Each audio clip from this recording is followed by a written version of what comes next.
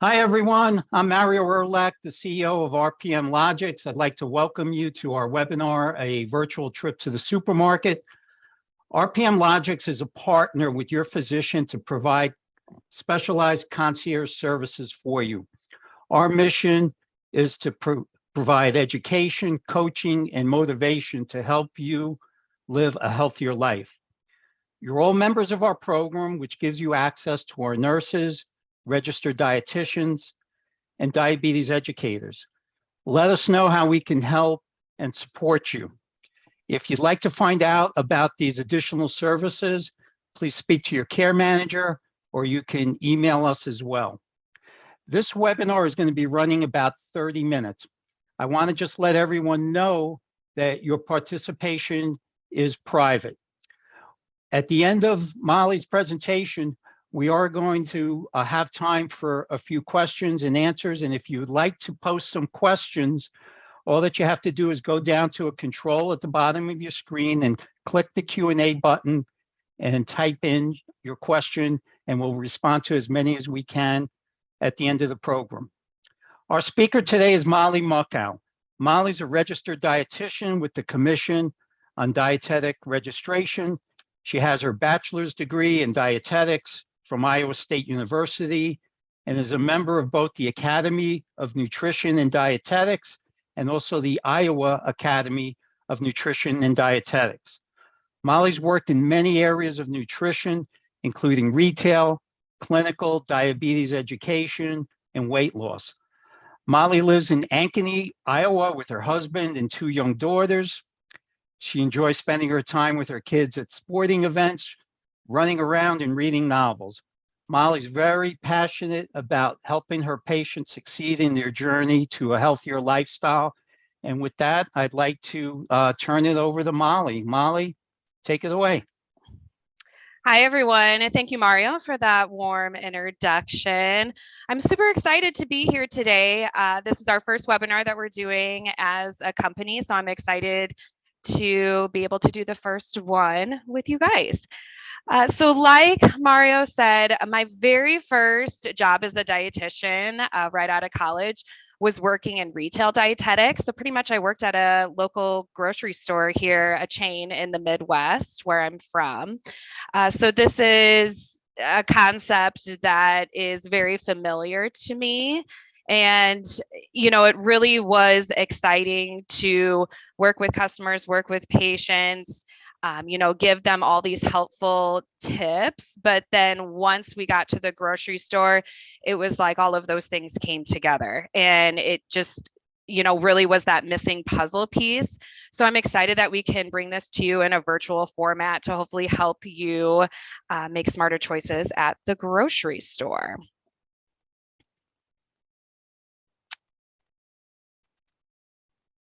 Okay. So a smart start. First of all, make a list. Before you go to the grocery store, never go to the grocery store without a list. Even if you need two things, make a list, because we want to try to prevent that overspending, overbuying, purchasing things that are not so healthy for us. Consider using a basket or a smaller cart. That way you're not putting those heavy unnecessary items in your cart. So if you're using a basket, it can be heavier or harder to carry those cases of soda, those cartons of ice cream, the things that we necessarily don't want to buy at the grocery store. We can avoid buying those things if we're using a basket. And using a smaller cart, we can avoid the random things that we see that look good on the shelf that are not on our list. Limit your time in the store. Don't, casually walk through the store with all this abundance of time. Again, we can buy those unnecessary items in when we do that as well. Never shop before dinner. We just don't want to go to the grocery store when we're hungry. So that's going to be a concept that you're going to see me talk about a couple times here today. And consider online or curbside pickup. That we can avoid the impulse buying as well too.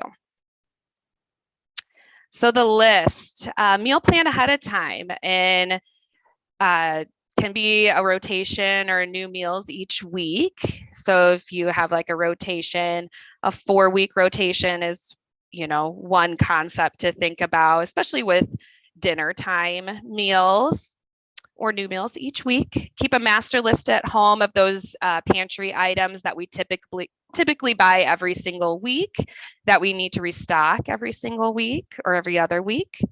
Make the list when your mind is fresh and when you're not hungry. Again, I told you I'd be talking about that a number of times, but definitely make that list when you're in a good mindset, you're not hungry. That way we're not writing down those food items that we want to try to avoid. Choose a small basket or a small cart. Like I said earlier, this ensures you limit impulse buying, allows you to stick to your list, keeps those heavy, unhealthy items, like I said, gallons of ice cream, cases of soda, speeds up your time in the store because of the inconvenience. So, when I use a shopping basket, when it starts to get heavy, I'm like, okay, I'm done. I got to get out of here because I can't hold this any longer. So it really limits the impulse buying of those unnecessary items. Limit your time in the store. Shop in between your appointments, on your work break or, while you're out running other errands when you got places to be. That way you're forced to limit your time. Don't go out to the grocery store when that's your only reason to leave the house. Because you may want to spend longer at the grocery store, just to, spend more time out of the house, especially now after the past 2 years, we're eager to get out of the house and spend time out of the house. Don't make grocery shopping one of those reasons to leave the house. Make plans for after shopping to ensure you leave the store in a timely manner. Never shop hungry. I can't say this enough. Consider shopping after you've eaten a meal. Shop when time is limited, like we talked about on the last slide. Have a big glass of water before shopping. That can kind of help fill you up a little bit more. If you're known for impulse buying, consider a snack before you go as well too. So those are just all ways to help prevent being hungry at the store. So consider delivery or curbside pickup. This is definitely one benefit that came out of COVID, is this is just a more readily available service for us. Take advantage of never entering that grocery store and avoid the impulse buying. Order ahead of time and watch for sales. You can, for a lot of stores, you can sign up for email offers where they'll email you or text you different sales that they have going on or coming up. So that way you can plan your shopping ahead of time. Useful for restocking pantry items and picking those up quick after work. Saves time and improves efficiency. And I love this last bullet point here, allows more time to prepare healthy foods at home. If you're spending less time in the grocery store, you're going to have more time at home to make those healthy meals. So where to shop? There's lots of different options now. Big box stores, those are going to really have a lot of options for you. Major retailers, neighborhood corner markets, farmers markets, traditional grocery stores, and gas stations. So I'll go through each one and kind of go through a pros and cons of each option here. So big box stores, those are going to be like your Walmart, Target, Costco.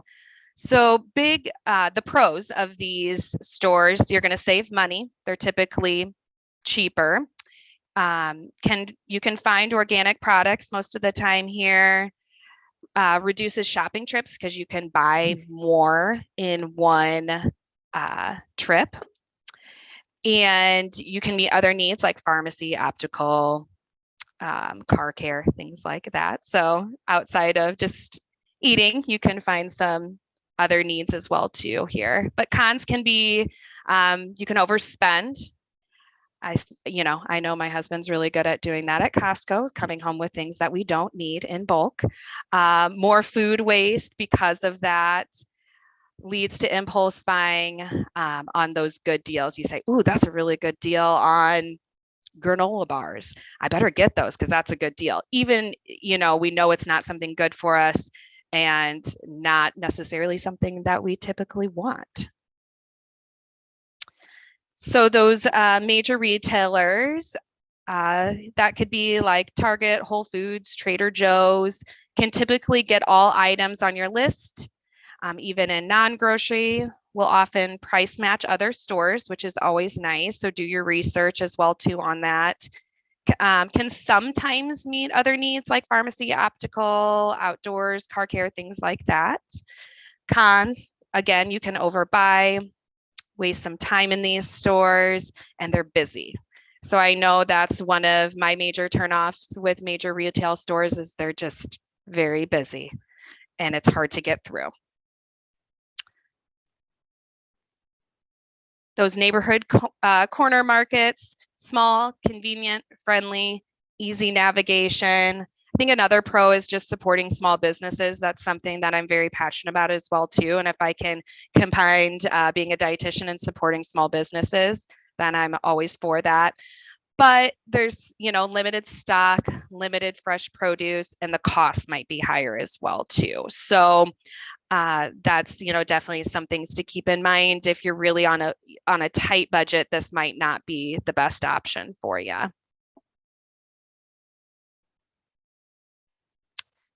Okay, markets, butcher shops, etc. So pros, lots of fresh produce, fresh cuts of meat, may be able to order specific cuts of meat, especially around the holidays. That can be a very popular spot to get your meat for the upcoming holidays.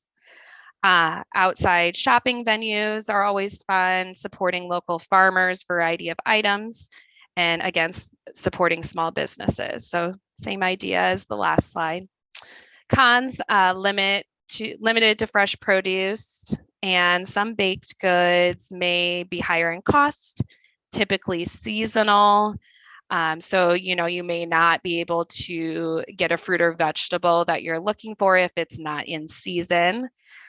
No guarantee on what they will have based on harvest items each week. Traditional grocery stores and supermarkets primarily sell all types of food, so it can be a one-stop shop for you as far as groceries go.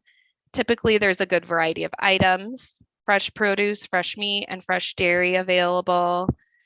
There's experts in the field to consult with, such as butchers.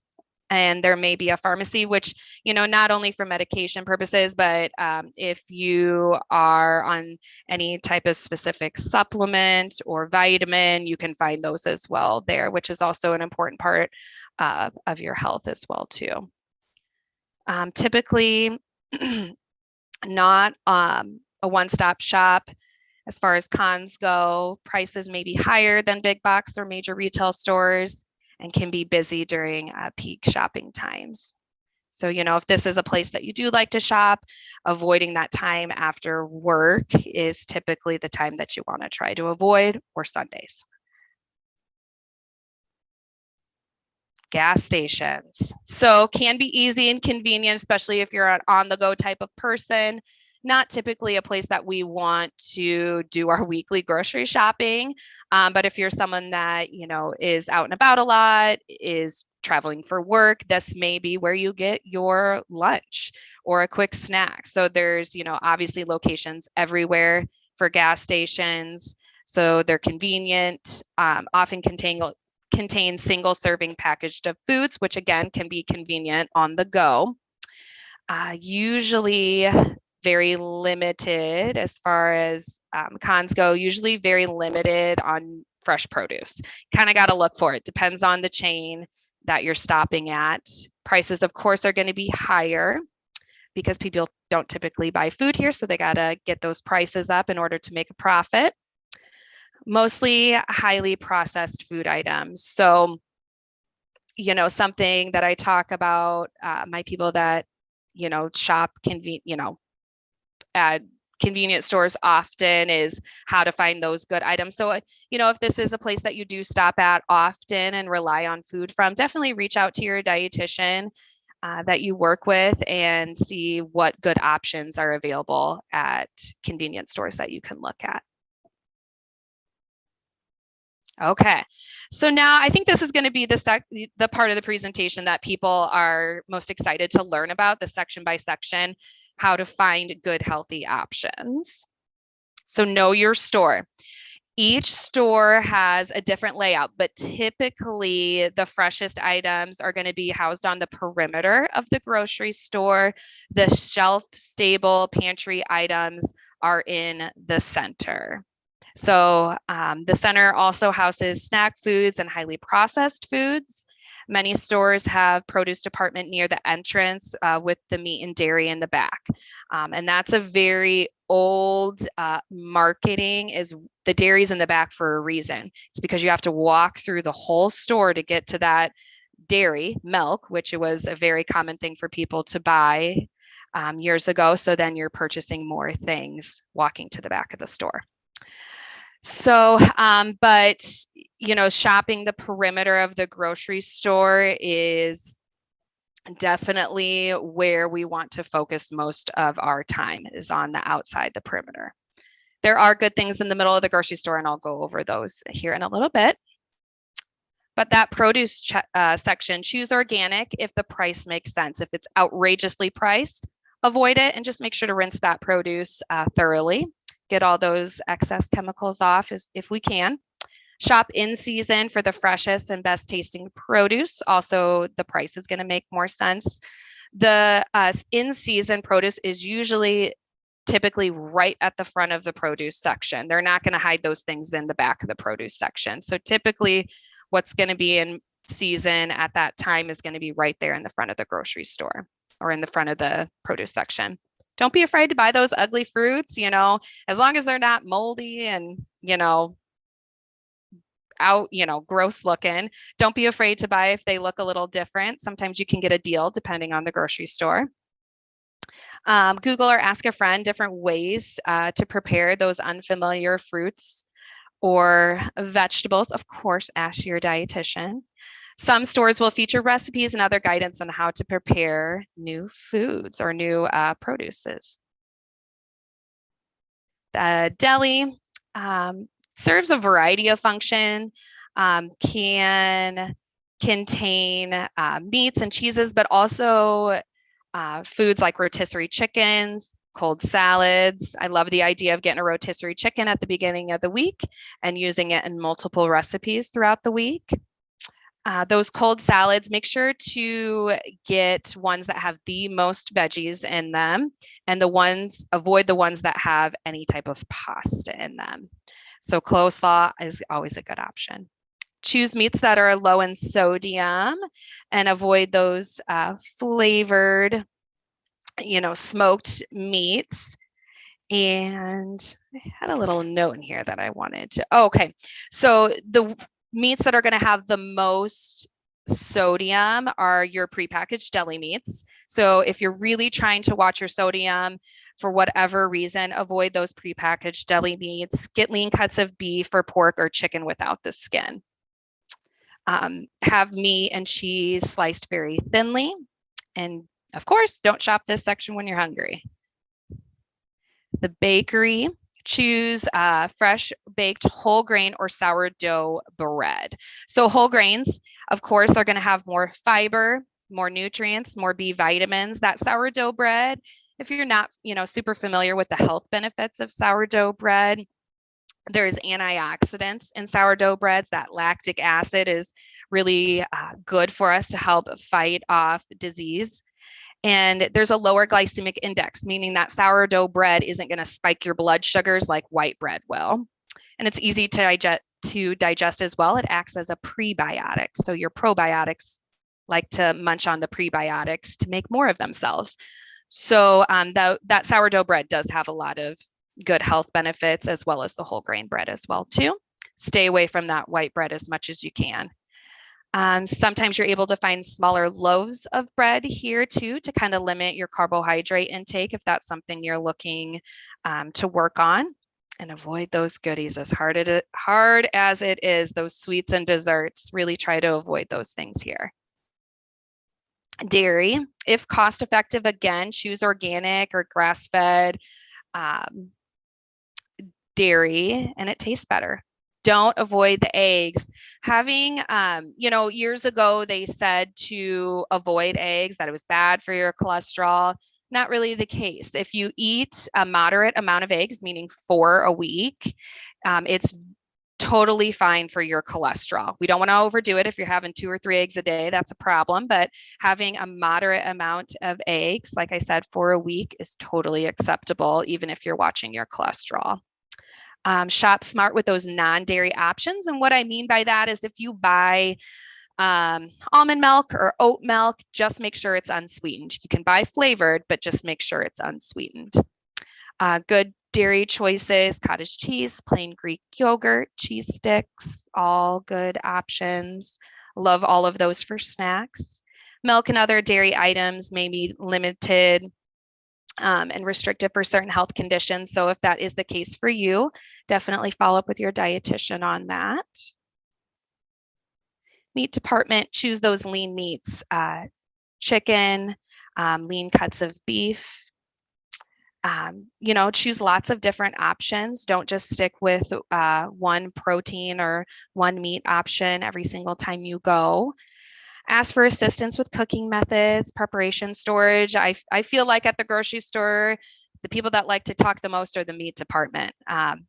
They're really passionate about what they do, and they love talking about different ways to prepare meat. So strike up a conversation with them. They always love it. Often they will trim or prepare items for you. Definitely ask this, especially I always get my chicken trimmed because I don't like doing it myself. It's more just me being lazy, but you can ask the meat department to trim off that excess fat for you as well too. So these middle aisles, these are typically where you're going to get your staple items: flour, sugar, spices, beans, dried noodles. But these are also where you're going to find all your junk foods. Avoid those as much as you can, and avoid those shelf stable meals like Hamburger Helper, Rice-A-Roni. Try to make those things yourself. Buy whole grain, not just bread.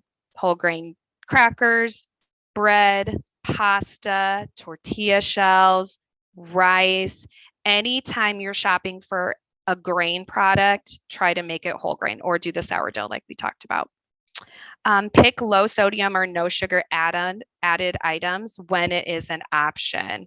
So rarely are you ever going to tell the difference. If you buy low sodium, especially in those canned products, that's really where that sodium really shoots up, is in anything that's canned. By low sodium or no salt added for those canned veggies, and no sugar added. So anytime that's an option, definitely do it. Avoid sugary beverages, including juice. Definitely, we want to try to stay out of that pop aisle as much as we can. Shop these aisles last if you're limited on time. We want to focus again on that perimeter of the grocery store and doing the aisles last, so we know that we're stocking up our cart with the good stuff. Stick to a list and consider a master list for your pantry, so you know exactly what you need to get in these aisles. Read the labels. I'm going to go over that on the next slide here. So this is really the part of the grocery store where we got to flip over those packages and look at these labels. So depending on your health needs, there's going to be different areas of the nutrition label that you're really going to need to focus on, but I wanted to break it down a little bit for you here. No matter what you're looking at on the nutrition label, always look at the serving size. So here it would be 1 cup is a serving size, and these calories and nutrients are per cup, per 1 cup. So if you had 2 cups of an item, of this item, then you would have to double whatever the number is. So for instance, if you're looking at carbohydrates, if that's something you need to focus on, if you're watching your blood sugars, if you had 1 cup, let's say this is ice cream, it would be 34 grams of carbs. But if you had 2 cups of ice cream, I hope you're not, but if you are, you're going to have to double that number. The percent daily value is not something I really focus on with patients because that's going to be dependent person to person. So you can peek at it, but it's not something I really like patients to focus on too much. So hopefully we're going to do another webinar where we'll dig a little bit deeper into reading this nutrition label. So stay tuned for that. But in the meantime, definitely, if you feel like this is not your strong suit, follow up with your dietitian and they can go over this in more detail with you. Okay, so I love this slide. I wanted to really focus on, yes, I know the middle section of the grocery store gets a bad rap, but there are good things. There are good things that you can find. You just got to look for them and have the willpower to avoid the bad stuff. So these are just some of my popular picks. I'll just quickly go over them. The Enlightened ice cream bars, they're, less sugar than a typical ice cream bar. But what I love most is that it's pre-portioned for you versus buying a tub of ice cream and it's up to you to portion it out, correctly and in a small amount. You don't have to do that with bars. They're pre-portioned for you. You just got to make sure you're not going back and getting another one. But I like these Enlightened bars. The Just Crack an Egg Scramble Kit there's a bunch of different options of these, but I really help patients focus on protein in the morning. And this is a good way to get protein in the morning. You just crack an egg in there and pop it in the microwave. But it's a fun way and easy way to get more protein in the morning. Of course, we like that organic whole grain bread. When you're shopping for bread, make sure that it says 100% whole grain right on the front of that label. That's what we're looking for. This Unreal chocolate is unreal. It's delicious. It's less sugar, no artificial sweeteners, but that's a really good way to kind of treat yourself. Pistachios, nuts is a really good snack that I like to encourage people to have. Really increase those plant-based foods in your diet. Anytime I can get more veggies in a patient, of course, it's a good thing. And if we have to do it with any sort of dip, I'm game. So classic hummus is another way to get more veggies in your diet. Avoid the chips, do the veggies instead, and add some hummus with that to help it taste a little better and make it a little bit more fun. If you're a chip fan, I always recommend Air Pop popcorn instead. So that's why I have that Skinny Pop popcorn on there. If you're a milk drinker, I love this Fairlife milk. It's 50% less sugar and has more protein than typical cow's milk. So it's got 13 grams of protein, which typical cow's milk has about 8 grams per serving. So less sugar, more protein, and it's delicious. And it's lactose free as well too, if that's an issue for you. This Justine's peanut butter. I love peanut butter. I think it gets a bad rap, but I'm definitely a pro peanut butter dietitian, and getting a natural one is the way to go. It's going to have less of that hydrogenated oil, so less of that bad oil in it. So online grocery shopping, the new frontier, of course, another pro that came out of COVID.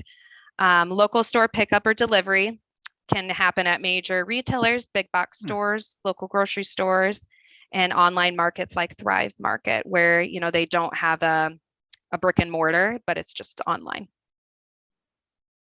So these are all options that you can look into for online grocery shopping. Stop and Shop. I don't have that fun New York accent, so I apologize that I can't say that better. I have my Midwest accent. Thrive Market, Amazon.com, Target, Walmart, Costco, Sam's Club. Those are all great options to look into. Saving big money, shop those coupons, price match, stick to the list. I got that in big bold letters. Avoid snacks and add on impulse buys. Buy in bulk only if it is something you use frequently. Okay, so last part of our presentation is going to be these shopping styles. I'll go over quickly these, but I think you may be like, why is she going over this? But I think it really can be helpful because then you can figure out what your shopping style is and plan accordingly. So this market style is more European approach. You would only go to the store about you would go to the store about 2 to 3 times, per week, and get less items each time. You shop according to the meal needs. So you're going to go pretty much, every time you're going to buy or make a new meal.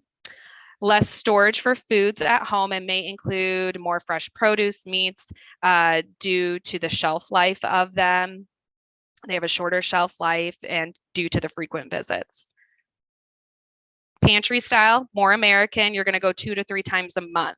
So you're going to get more shelf-stable items, plan meals for the month versus for the week or just for a couple days, like the European style. More common in rural areas or larger homes where there is more space or storage, less access to markets and grocery stores. May include more processed and shelf-stable items. So there's definitely pros and cons to both of these. So I like the hybrid model. This is definitely where I live. I keep stocked pantry items keep a stocked pantry of healthier shelf-stable items, and I shop the fresh produce 1 to 2 times a week. So I do a big grocery shopping on Sunday, but then I go a couple more times to refill my produce throughout the week. So putting it all together, make a list, stick to the list, learn to navigate your available shopping options, step outside the box and try something new. If you learned that, that type of store may be better for me, definitely get out there and try it. Learn where to find healthy options at your regular store, shop sales to save money and utilize online resources for special food items, and find that shopping style so you can plan accordingly. All right. Thank you, Molly, for such a colorful presentation. We do have a bunch of questions here. Okay. We're not going to have time to get to all of them, but okay. Any that we leave unanswered, we'll have Molly or one of our other educators or nurses get back to you individually with answers. So the first question we have is, what is bad about smoked turkey? It's going to have more sodium in it is the biggest thing. So it's not, if sodium is not really something that you need to focus on right now with your health, that's totally fine. But typically those smoked meats are going to have more sodium. So that leads to another question that's related. If my blood pressure is under control, is there any need to reduce sodium in my diet? Yes. So, definitely follow up with your doctor, with your dietitian, what is specifically appropriate for you. But speaking in general, yes, you want to continue watching your sodium because things can always change. We want to, put the horse in front of the cart. So we don't want to backtrack, but also limiting your sodium can make your blood pressure medication, if you are on blood pressure medication, work better too. So. Next question. What is the best oil to cook with? Ooh, I love that question. Okay. So the best oil to cook with, in my opinion, is canola oil. So the 2 oils that I recommend the most are canola oil for cooking. And if you're not cooking, like if you're making like a salad dressing or something, that would be an olive oil or avocado oil. But so canola oil for cooking. Is juice healthy for you? Juice? Juice. Not so much. It's got a lot of sugar. So even if it's natural sugar, it's still a lot of sugar, very, condensed. So we want to try to avoid the juice. If there's other reasons that you feel like you need to drink juice for your health, definitely follow up with your dietitian. I'm having a hard time getting away from sugar in my coffee. Do you have any advice on what are the best substitutes for sugar to put into my coffee? So you could get a sugar-free creamer. That would be an option. Or you could try stevia in your coffee. That's an all natural, low calorie way to sweeten your coffee. So stevia or a sugar-free creamer would be a good option. What are the best butter substitutes? Oh, so, butter is definitely, just to put this in there, butter's not bad as long as, get a one that's made with canola oil. That's usually the best option, but Bacall is a good brand for a butter substitute that's going to be plant-based versus animal-based, like from a cow. So I take a lot of multivitamins. Can they substitute for eating vegetables and fruits during the day? no, because there's going to be more stuff in that you're going to get in those fruits and vegetables like fiber. Yes, you can take a fiber supplement, but we definitely want to still fill up on those healthy foods as well too. Are there certain foods that will raise my cholesterol more than others? So yeah, so those really heavy fatty meats are the biggest thing that you want to try to stay away from. Junk foods like chips, greasy foods, we want to try to stay away from those as well too. Fried foods. Are there some fruits that have more sugar and might be more fattening than others? So the fruit that has the most amount of carbohydrates or sugar, we want to avoid those bananas. So that's the only one I tell people to be cautious of, or just split it in half, cut it in half and split it with someone. Berries have the least amount of sugar, your blueberries, raspberries, blackberries. Typically, I snack at 10 p.m. every night, and it's the unhealthy food. I need a tasty, healthy option. Okay. It really depends on what you're craving. If you're craving more salty or sweet, I tell people if they're craving something sweet, try fruit instead with like Cool Whip. If they're craving something more salty, try air popped popcorn like the option that I showed you on here, or nuts would be a good option if you crave something more salty at night. But work with your dietitian and get a list going so you can take that list to the grocery store. Does adding water to juice decrease the sugar?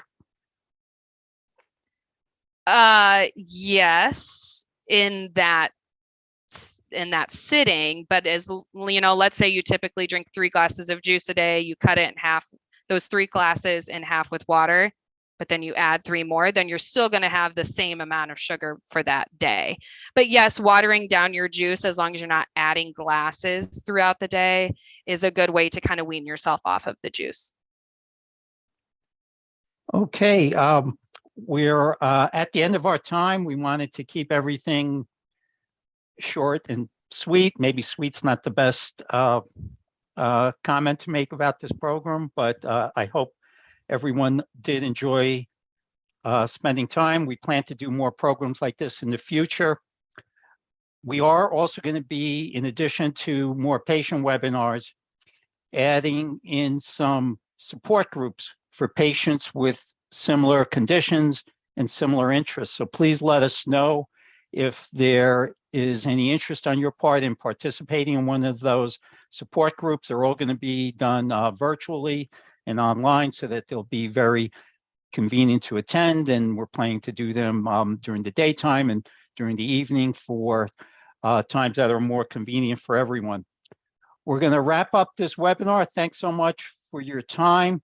There is going to be a quick survey. If you could, please just take a couple of minutes after we sign off here and answer a few questions for us. That'll give us some important feedback on how to make this better and improve our programs for you. So thank you very much, Molly. Thank you very much, everyone, for attending, and we'll be looking forward to seeing you down the road in the future. Thanks.